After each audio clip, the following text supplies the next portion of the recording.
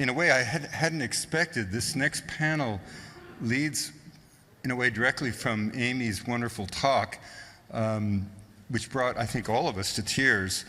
But what she was really, beyond the grander mission, what really struck me was the courage of those community-based wildlife experts and their devotion. And I think this is what we often forget in science, is that behind all the data, all the studies, all that become revelatory and can lead to policy change, political change, there are always local scientists on the ground and scientists from afar on the ground doing the really difficult, tedious, and sometimes even dangerous work of coming up with the information upon which all policy depends. And so this next panel, called Local Leaders, Practical Approaches, and Novel Tools for Monitoring Conservation in Amazonia, really exemplifies that. You know, if you think back to the late beloved Jane Goodall, and I was lucky enough to be with her 2 days before she passed, you know, what did Jane really do that was so remarkable, besides everything? Her key thing was less her scientific production than the fact that she put names on animals. And we take that for granted now. But the very reductive nature of science up until that time would put numbers on animals. And that represented a huge transformation in this whole process, which is ongoing, of recognizing that animals are not just sentient beings, they're capable of interspecies, even intraspecies communication. And all of that data that in a way followed up upon Jane's revelation, and all of that revelation came from her direct observation on the ground in Gombe, is what science is all about. And so what we're going to hear today is something about those efforts, new technologies that expand our capacity to monitor and actually tell the world why we need to save half of it. And so this panel brings together some remarkable conservationists, community organizers, program leaders who have spearheaded practical innovations in South America. And guiding us through the session is really the hidden gem of the E.O. Wilson Biodiversity Foundation, and that's Dr. Walter Jetz. Walter is the Jack and Laura Dangermond Scientific Chair at the E.O. Wilson Biodiversity Foundation and Professor of Ecology and Evolutionary Biology at Yale University. And he's really a pioneer in global biodiversity informatics. I don't know where you guys get these words, Walter. Basically, these are the guys who tell us in numbers what the hell's going on the ground. They're the ones who can tell us how many species are on the brink of extinction and what we can do about it. And so Walter leads what is perhaps the greatest scientific expression of the foundation, which is a Half-Earth project map and the science altogether of the Half-Earth project. Without Walter's work, in many ways, there would not be a foundation, I suspect. I'm not sure if I'm free, Paula, to say that, but it strikes me that way.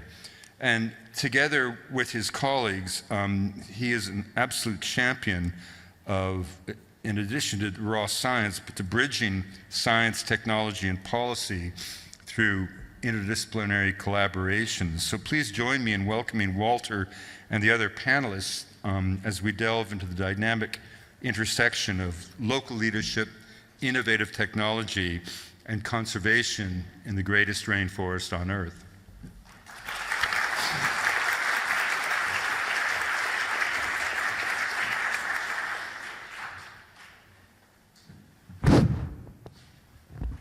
Thank you, Wade, and thank you everybody for joining us for this special day today in this amazing place.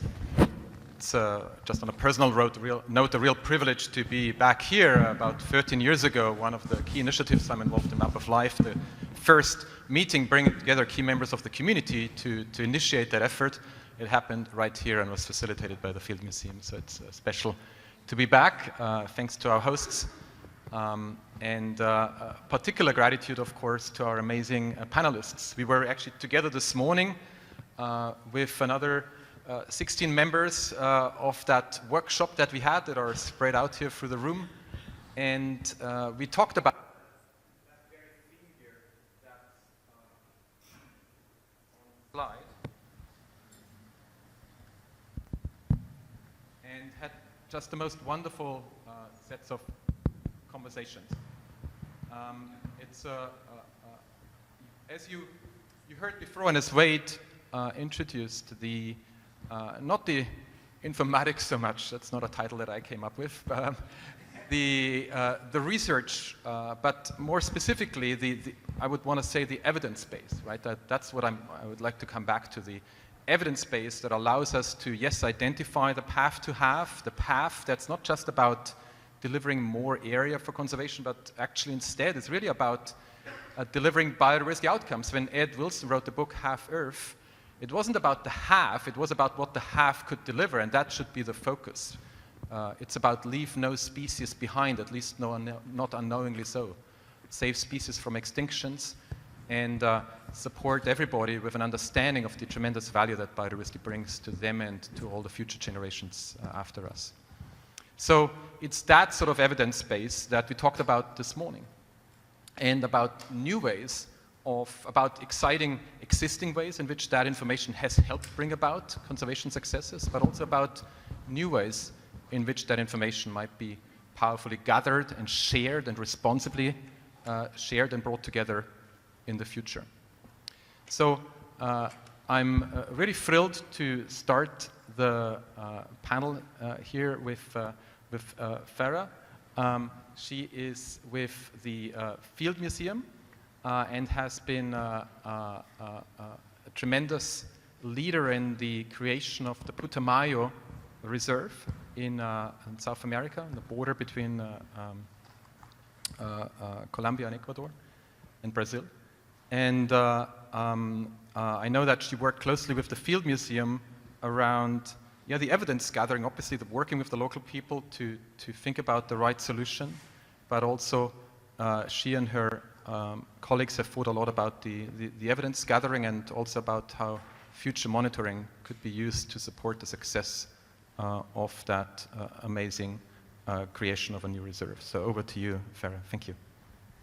Hello, everybody. My name is Farah Carrasco. As Walter said, I'm Peruvian ecologist working with the Keller Science Action Center and the Andes Amazon program as conservation ecologist. But back in 2019, I started working with the museum as the coordinator of the Putumayo Biocultural Corridor. This is an initiative that the museum, together with several partners and local communities, have been moving forward for several years. And I need to tell you about the Putumayo River. Putumayo Isa River. Isa is the name that the river is called in Brazil. It's a river that has 12 million hectares and crosses 4 different countries. It's born in Colombia and it goes down crossing by Ecuador, the border between Peru and Colombia, and then gets together with the Amazon River or the Solimões in Brazilian territory. This effort has been trying to get together people from different communities across the border that at some points they didn't collaborate or talk to each other, but we work together with the partners and local organizations creating spaces for the local communities, for the local governments and organizations that are partners, for example, the National Services Protected Areas in Peru with the same organism in Colombia, to get together and talk about what are the vision for the territory, what are the threats that the people in the territory is facing, and also using the information that is provided through different rapid inventories that the museum led together with local organizations and the community members themselves to generate information that is necessary for understanding better the territory, and to use those data from the biological part and the social part to enrich or create the technical reports that allow the creation of the protected areas. But also these rapid inventories help reinforce some of the territories that have been already converted into protected areas, but had areas that were not very well known in terms of biodiversity information or social and cultural information. We have been supporting this effort, and I would like to have a figure to show you how amazing is this basin and how a huge percentage of the land has been created or constitutes now protected areas, not only by the government at the national or regional or municipal level, but also indigenous territory that together are protecting this amazing landscape for the future generations, but also that this corridor of areas connected needs to be maintained for the future, and monitoring is an important factor that needs to be taken by the local communities. And the collaboration with the organizations such as the museum, but also local NGOs and the government itself can provide the tools and to make some capacity buildings for the local people to be themselves the ones that will be able to monitor biodiversity and respond to the question if the conservation is being effective or not for these areas. Now maybe we'll touch up a little bit how new technologies can also help these local communities to monitor their areas and to ensure that these areas will exist for the future and to guarantee their well-being. Thank you. Wonderful, thank you. Next I'm going to call upon Damien Fernandez, who works for Conservation International in Guyana, but is also the senior advisor on the Protected Area Commission in Guyana. And it's an example that is similar to Farah's work, already a tremendous success in where Guyana is now, but also a story of tremendous opportunity. As we will hear from Damien, there is just an amazing commitment coming from the government there, exactly around the sort of topics that we're covering here. And it was a real privilege to have him, as well as Engelbert, who will speak next, and is a local community member and driving forward monitoring in Guyana, to have them and their voices in the room today. Over to you, Damien. Thank you. Thanks, Walter. It's a little intimidating to kind of see all these dark shapes out there. And I feel after this morning's session compelled to maybe help you find Guyana on a map. Maybe an easy way to describe Guyana, which I did in the workshop this morning, is that we are the Jamaica of South America, in a sense. And I wanted to mention Jamaica for a moment because, you know, they're a reminder that, you know, oftentimes of who pays the price, oftentimes when the planet fights back. But Jamaicans are resilient people, as much of the Caribbean countries are, because of the history we've had. Guyana is actually in South America. It was part of the British Empire, and we've been independent since 1966. So it's fresh. And for instance, I am the first generation in my family to be born in an independent country. So I was raised by people who sang God Save the Queen from South America. So for us, really, it is about reimagining what conservation can become, building from where it has come from, which is a story full of complexity and contradiction, I would say. So I think for us, we attempted to do something maybe that only we had an opportunity to do, which is in 2025, we are now trying to imagine conservation, looking at what has happened across the world, how it has been done, and what kind of makes sense to us. I don't know if you know this, but the first protected area in the Amazon area was in Guyana in 1929 when we were British.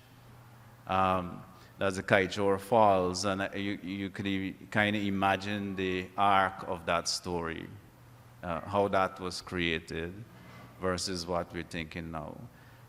For us, we find ourselves again in a very unique position where the country is about 90% covered in natural landscapes. It's about the size of Ecuador. It's primarily forested, about 87% forested. The rest are tropical savannas and coastal mangroves. There's about 1 million people, 1 million of us, and 90% of that million lives along the stretch of coast that's 6 feet below sea level at high tide. We ended up there because that's where the Dutch began to cultivate, that's where the labor was brought, and that's now where we've inherited as a home that we're trying to retrofit from plantation to neighborhood. So for us, 30% is a weird conversation because we're starting at...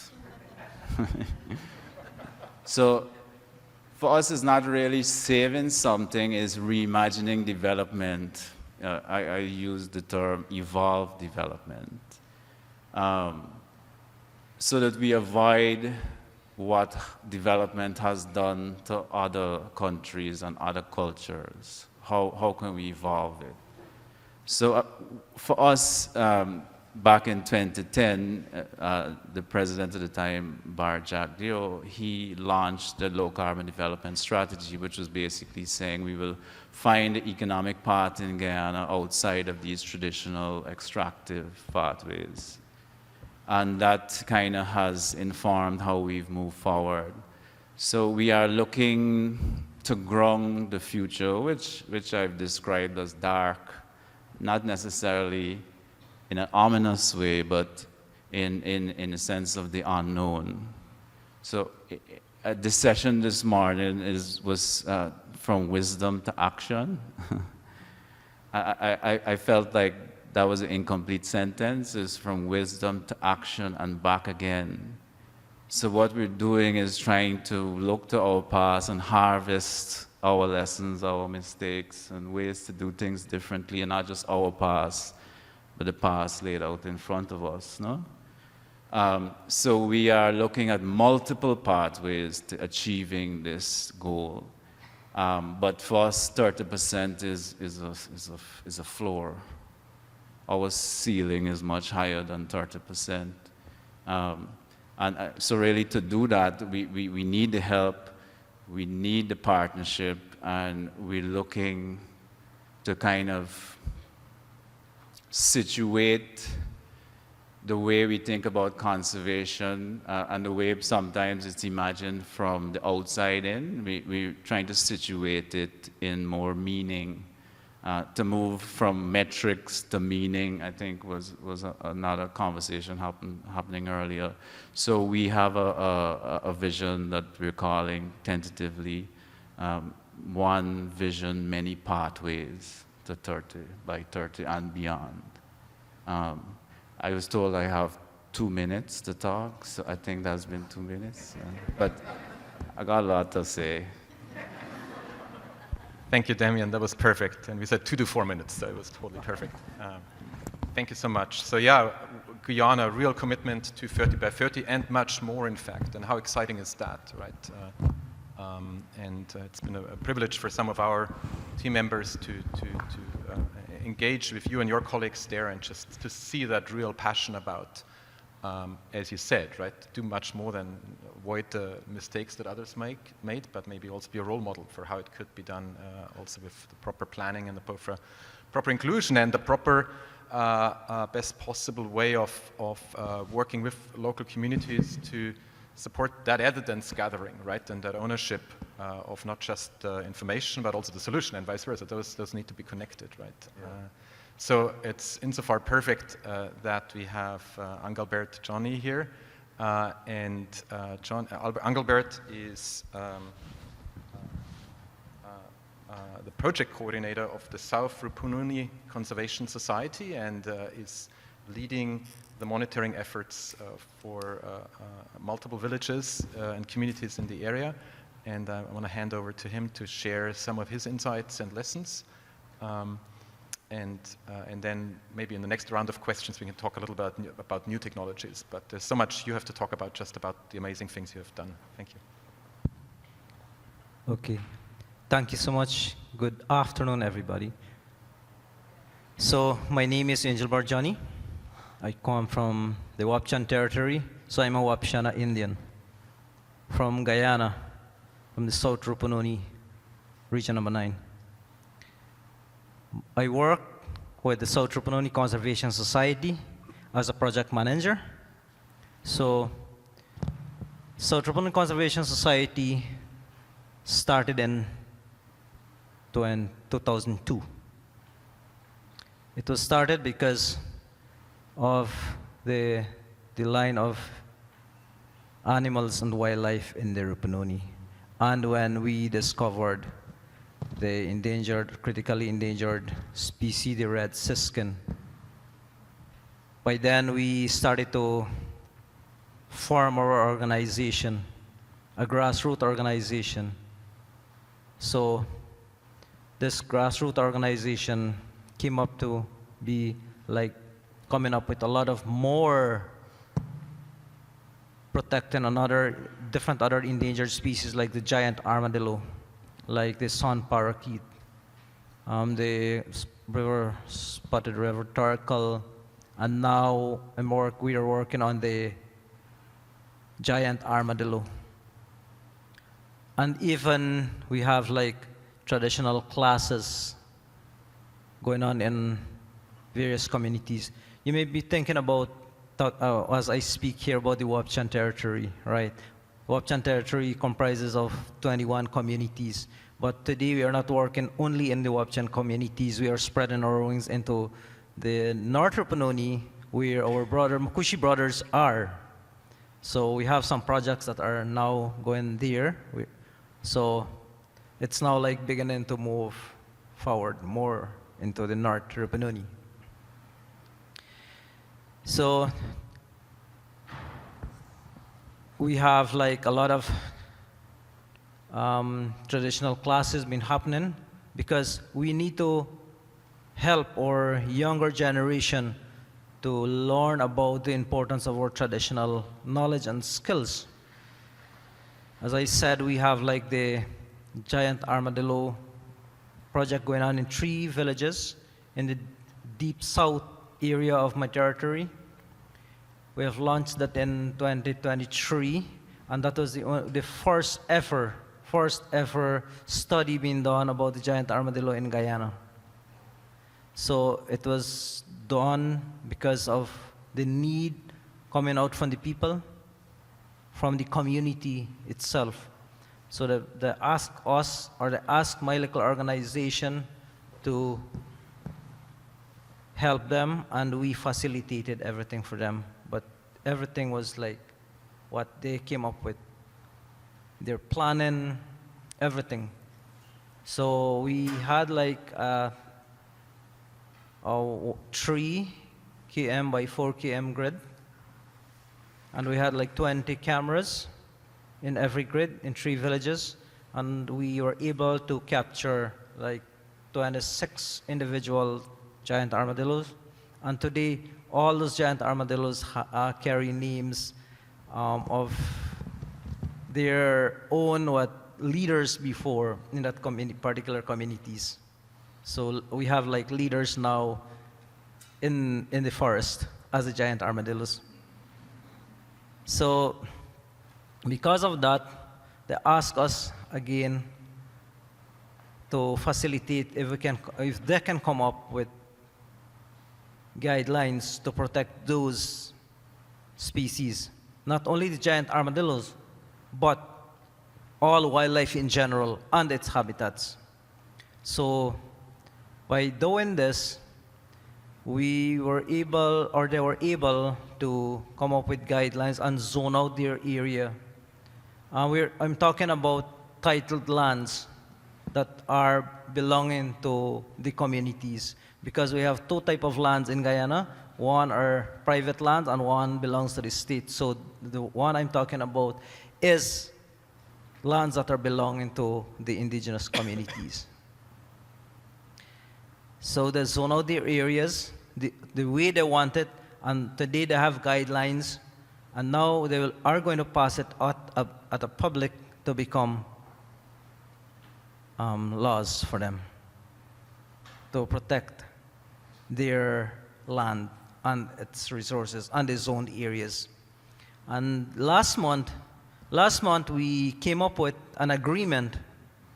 They signed an agreement saying that this is how we are going to protect our entire land and all its resources in it. And this is the way we are going to use it for the future generation. So this is a community conservation area that is fully coming out from a community point of view. So people are really happy about this today because it was their own plan, their own what they wanted happening today in these 3 communities. So by doing this, we are now showing the world. We are now showing the world that this is what we Wapishanas are doing on the ground to protect biodiversity and everything at large, and even our culture, because we depend on land, we depend on forests, and everything depends on each other. Thank you. Am I talking?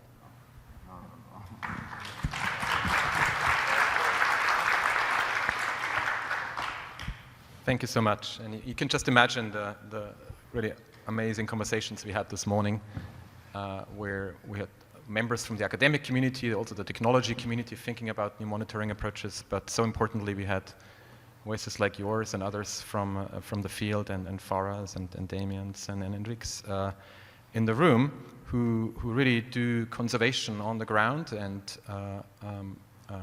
thank you for sharing this. It's just a wonderful example of conservation and monitoring coming together.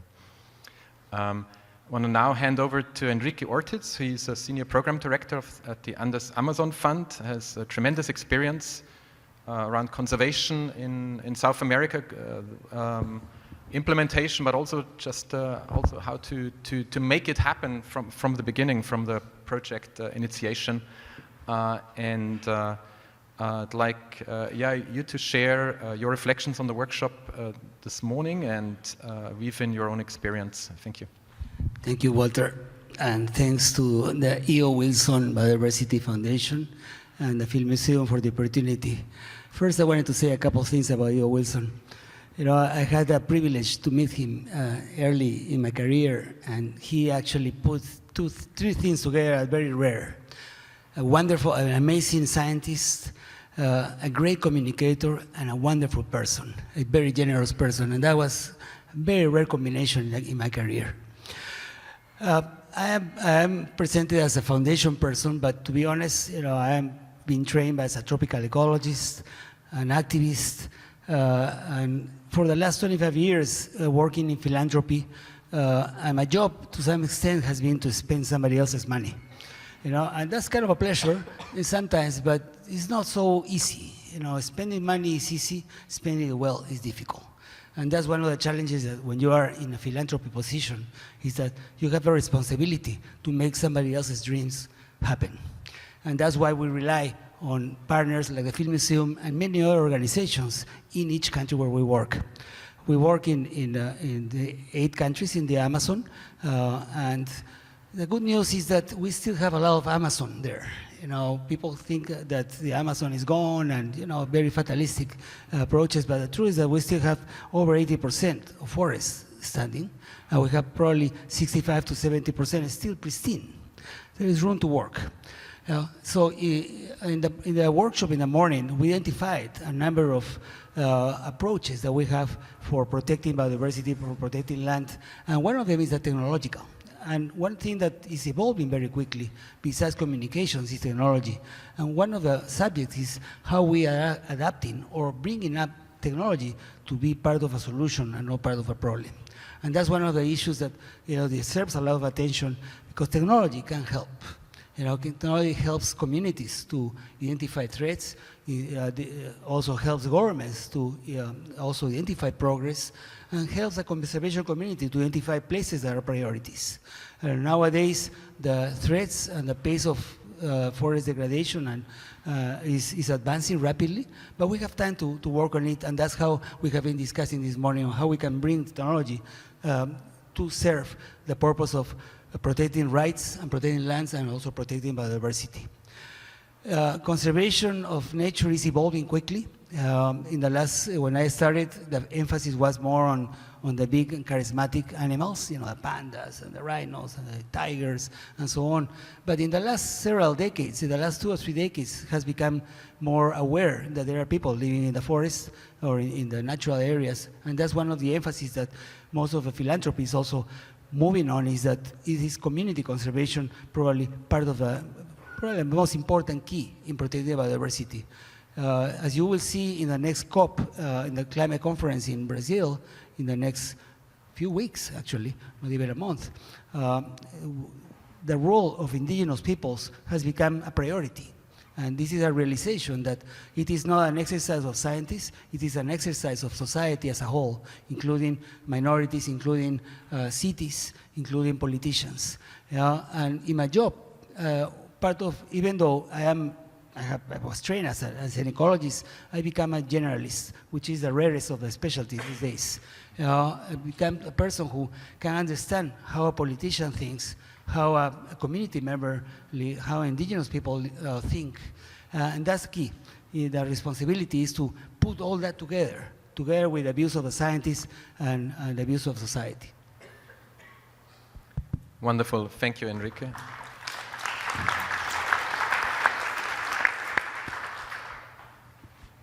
So that was really excellent, and I think a nice representation of the sorts of conversations we had this morning. I want to do another round of questions now, or just one question to everybody, where we could double down a little bit on that technology aspect. So some of you already spoke to that, right? Yeah, so what we challenged ourselves with a little bit is like, well, there are all these new opportunities already being implemented on the ground. There is, in terms of local data collection, there's also now, thanks to efforts such as the half of Project MAP and its partners, Map of Life, others, an increasing robustness and an increasing breadth of information that gets pulled together on the global scale, right? That then allows one to attach to any species and a place where it's expected to occur the significance, right? How much are you alone the steward of that species, right? And that is something that, from a local lens, sometimes or usually actually is not known, right? They might know the species very well, but there might not be an appreciation yet for how nobody else really might have that species in their neighborhood, and how much you as a local community member are the steward of that species. And that's important information to bring into conversations that are happening around the uses and the management of the lands, and it can be quite valuable information as we go forward. So there is that a global information base that's becoming richer, but it's a bit top-down, right? And then at the same time, we have those bottom-up opportunities for data gathering that are already being implemented, as we heard, and there are new ones on the horizon. So we heard in the previous talk about, well, new technologies potentially helping keeping the white rhinos, northern white rhinos around, right? And not quite so directly, but similarly in terms of technological innovations and people pulling together globally, there are a range of technological innovations that are now making the surveying of biodiversity, the capture of biodiversity information cheaper, easier, more scalable, easier to do by anybody on the ground, so that anybody is empowered by that information. So we talked about camera traps, of course, acoustic sensors, eDNA. We talked about drones, UAVs as potential agents to gather information in remote places. And there is AI obviously interwoven with all of this. And we discovered some excitement and some opportunities, but also a bit of trepidation, right? As we think about, well, who actually owns this data, right? And do we need to think about ownership, about sharing, and really going from the collection to biodiversity outcomes. So any reflections you might want to share on that, that complement what you already said, would be most welcome. I'll start again with Farah Carrasco.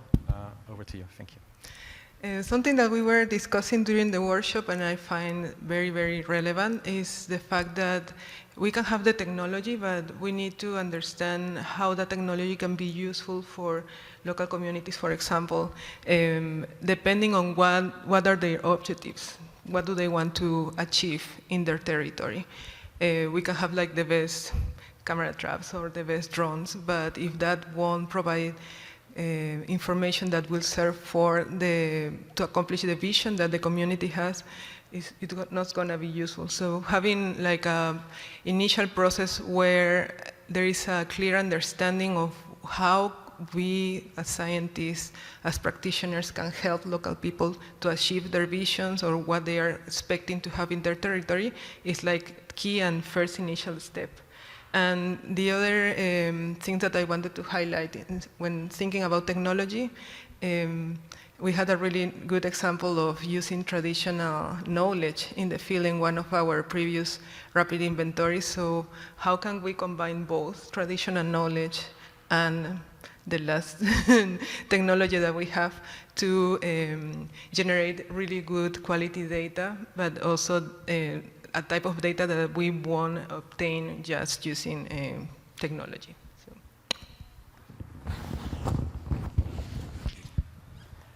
Yeah, I think you said it well. I think Enrique and Engelbert said it as well. I think maybe I could talk about the fears I feel around technology. And I don't know, spending your entire life specializing and kind of building this technical foundation as an individual, and then feeling it shift beneath your feet as AI takes that role kind of away from you. At least there's nothing stopping it. I don't know if you guys are feeling that, but I certainly am. So to me, the question is, it's not a question of being erased or these human roles being erased. I think as technical people, maybe in the middle, it's a call to maybe stretch our skills beyond how we've been using them. So to just follow up on Farah, how would a drone and a dashboard serve the dreams of the people in whose name we are conserving these spaces? I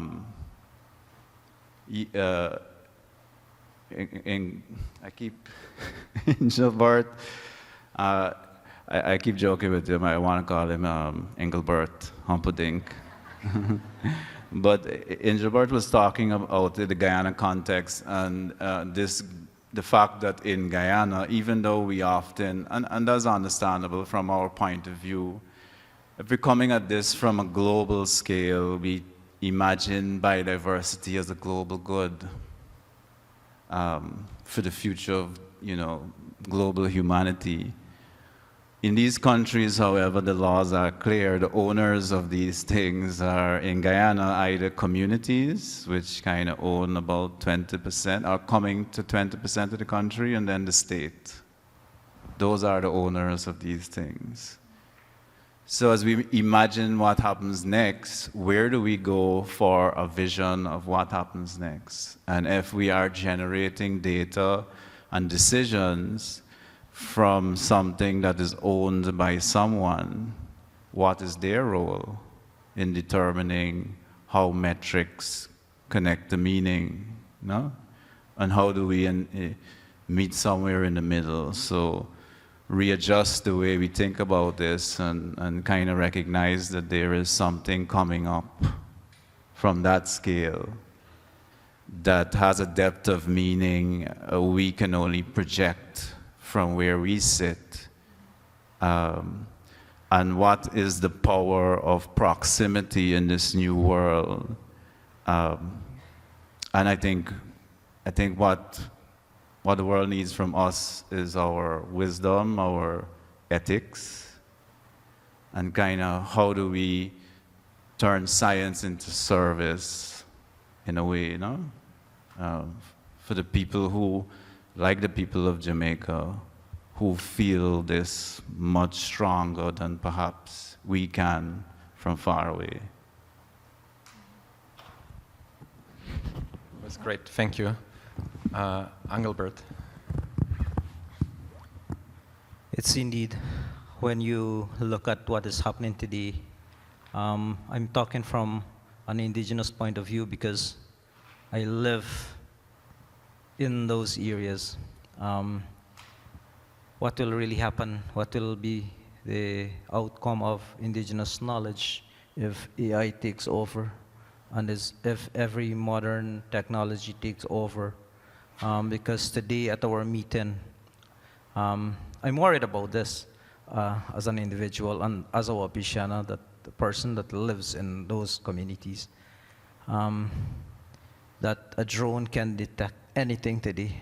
What will happen to the knowledge of us indigenous people, the traditional way of doing things, the traditional belief system that, because we are really connected with everything, we depend on everything. Our connection is deeply connected with the land, with the forest, with the water, with animals in general. So we can detect everything, but how can you tell from a AI point of view that this guy has an important link with that particular tree? Right, so this is my concern today, right? Like, like there's a dark clouds in me at this time as I speak here. It need to be cleared up as soon as possible, maybe. Thank you. Thank you, Engelbert. Enrique. Well, I remember once I went to a conference in Bolivia, and the governor came and said in front of environmentalists, and he just said, "Thank you, everybody, for documenting disasters."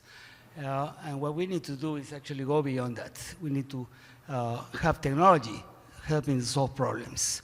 And the connection between technology, information, and action is one of the parts that is missing. How do you actually move from having maps with hot spots of fires or mining operations in the middle of nowhere if you cannot actually do anything about it? And that's a part that is still a challenge that we need to overcome. Second, in terms of technology, communications is also technology. And this is something that we need to focus more. We need to change a number of paradigms that the environmental world is working on. And we need more ways to talk about good stories and encouraging stories and storytellers. So there is a lot to do with the technology. It's not only monitoring with drones or doing AI or things like that. Communications is one of the most important parts these days in the world that we live with fake news. Thank you. That was really wonderful responses, and they're reflecting, I think, also the workshop conversations really, really well. Thank you. So we're already coming to the last question. We're coming to the end. We have about six minutes left here, so about 1 minute each or so. I'll have to be strict this time. On the theme of Half Earth Day, I'd like us to bring us back to that. You're all wonderful representatives of the organizations, the communities that you're from, and you've all learned from others, and you're at the stage in your career now where I'm sure others are benefiting from you. So I'd love for you to share for just a minute your very personal, happily, reflections on mentorship. Who and how did senior mentors affect you, right, and bring you where you are, or are there examples of mentees that you're excited about that you're able to support for your work? Farah. This can become very emotional. Well, I have been very lucky to have excellent mentors during my professional life, most of them women, and I was lucky for that too. And I think that one characteristic that all of them share was to encourage me to do what I had as a dream. If I wanted to follow monkeys in the forest, go and do it.